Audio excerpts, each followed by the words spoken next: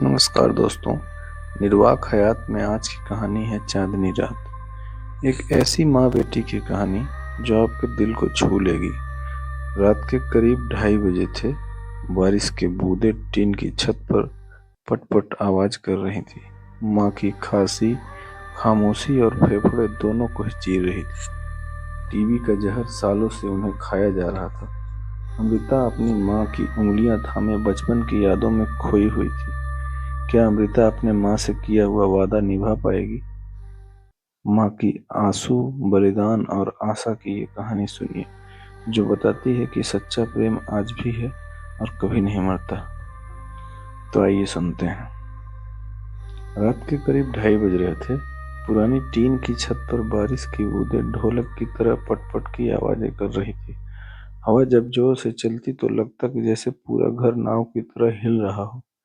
माँ की खांसी कमरे को चीर रही थी।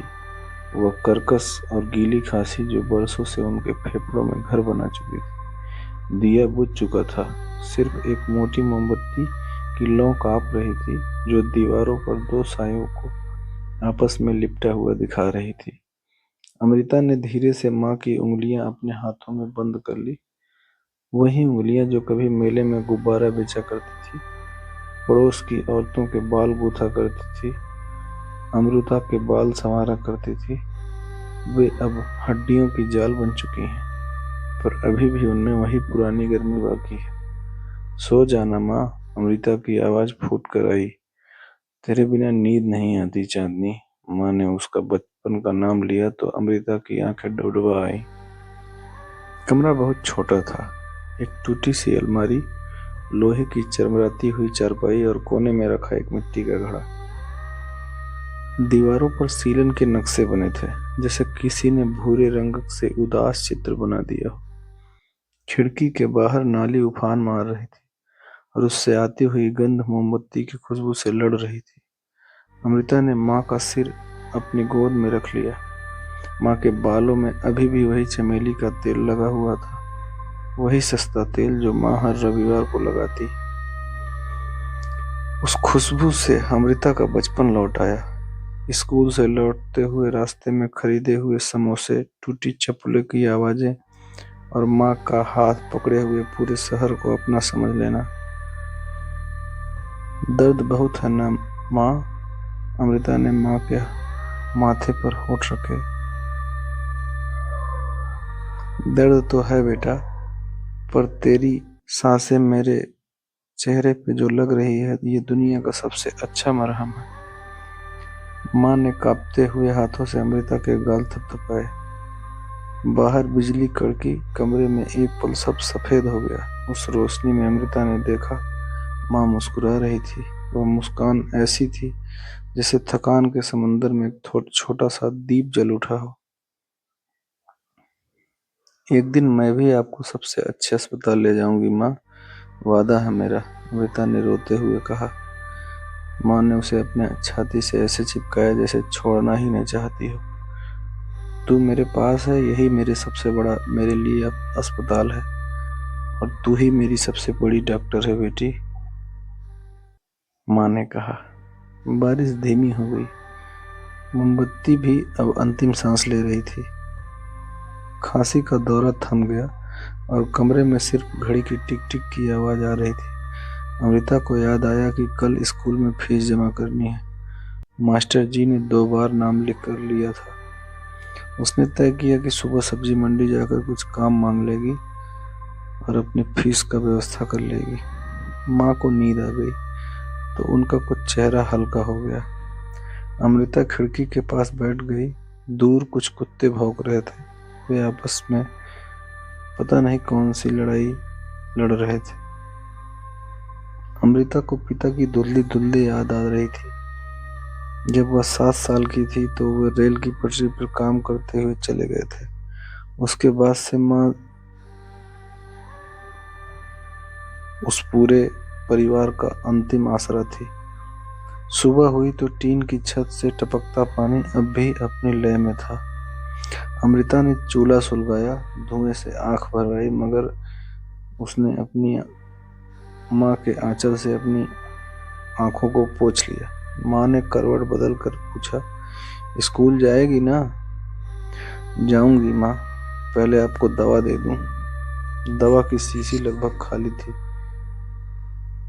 उसकी कीमत सुनकर अमृता कई बार दुकान से वापस लौट आई थी। पड़ोस की रुखसाना चाची ने कल 20 रुपए उधार दिए थे। वही रुपए उसकी मुट्ठी में उम्मीद बनकर पड़े थे। दोपहर को वह स्कूल गई। रास्ते में बहुत कीचड़ था, पर मन में अजीब सी हिम्मत करके वो स्कूल गई। कक्षा में बैठी तो मास्टर जी ने कविता पढ़ाई। कोशिश करने वालों की कभी हार नहीं होती। उसे लगा जैसे ये पंक्तियां उसके लिए ही लिखी गई हों। शाम को लौटते समय वह सब्जी मंडी चली गई। एक आढ़तिये ने उसे कहा कि 2 बोरी उठाएगी तो 50 रुपए मिलेंगे। अमृता ने हामी भर दी। उसकी हथेलियां छिल गई, कंधे दुखने लगे, पर हर बोरी के साथ उसको अपनी माँ की मुस्कान दिखाई देती। किसी तरह उसने कुछ पैसे इकट्ठे किए और घर पहुंची तो माँ दरवाजे पर ही बैठे थे। इतनी देर कहाँ लगा दी चांदनी? काम मिल गया था ना माँ, देखो कुछ पैसे लाई हूँ। माँ की आंखों में नमी तैर गई। उन्होंने रुपए माथे से लगा लिए जैसे कोई पूजा की चीज हो। रात को माँ ने अपने बचपन की कहानियां सुनाई। कैसे वे गांव में मेले में कई बार शहर जाया करती थी। कैसे पिताजी ने उनकी हर इच्छा पूरी की थी। बोलते बोलते माँ की आवाज टूटने लगी। अमृता ने महसूस किया कि माँ सिर्फ बीमारी से नहीं, अपनी यादों से भी लड़ रही है। अगले हफ्ते खांसी और बढ़ गई। अमृता उन्हें सरकारी अस्पताल ले गई। लंबी कतार, चीखते बच्चे, दवाइयों की तीखी गंध, सब कुछ किसी दूसरी दुनिया जैसा था। अमृता ने डॉक्टर से कहा, इलाज लंबा चलेगा क्या, पर उम्मीद है? डॉक्टर ने कहा कि हाँ, उम्मीद है।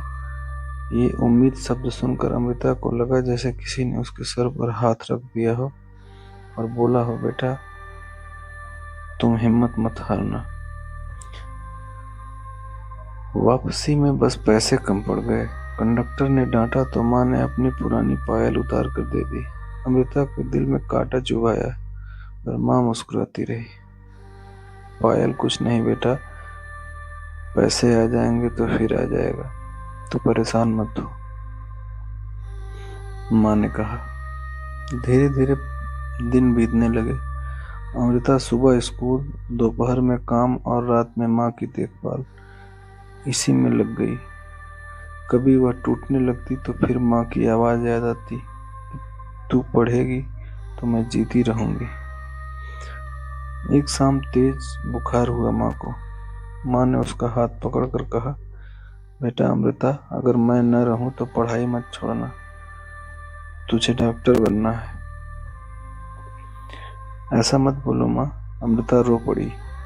सच बोल रही हूँ बेटी, आदमी यादों में जीता है, सांसों में नहीं। बारिश का फिर से नया मौसम आ गया। छत पहले से ज्यादा टपकने लगी थी। अमृता ने टीन के नीचे बाल्टियां रख दी थी। हर टप टप में उसे जैसे लगता कि समय गिर रहा हो। फिर भी उसने हार नहीं मानी। स्कूल की अध्यापिका ने देखा कि उसकी हालत बहुत ज्यादा खराब है। इस वजह से उन्होंने कुछ किताबें मुफ्त दिलवा दी और अमृता ने अपनी पढ़ाई जारी रखी। समय बीतता गया। धीरे धीरे दवाइयों का असर दिखने लगा। माँ अब थोड़ी देर बिना खांसे बैठ पाती थी। एक दिन उन्होंने खुद उठकर अमृता के बालों में तेल लगाया और उस चमेली की खुशबू से अमृता ने बोला, माँ तेरी खुशबू से मैं फिर से जवान हो जाती हूँ। माँ हंसी। उस हंसी में बरसों बाद उजाला था। बरसों बाद एक उम्मीद की किरण थी। दशहरे की रात मोहल्ले में मेला लगा। अमृता ने माँ के लिए एक सस्ती सी लाल चुनरी खरीदी। माँ ने ओढ़ी तो बोली, आज मैं रानी लग रही हूँ ना? मेरी रानी तो आप हमेशा से हो माँ, अमृता ने कहा और दोनों हंस पड़े। उस रात फिर बारिश हुई। टीन की छत वही पुराना गीत गाने लगी। माँ को खांसी भी आई, पर पहले जितनी भयानक नहीं थी। अमृता ने माँ का सिर गोद में ले लिया और सोचा, शायद प्रेम सचमुच दवा होता है। बस इतनी सी कहानी थी। अगर आपको ये कहानी पसंद आई हो तो प्लीज़ लाइक एंड सब्सक्राइब करें।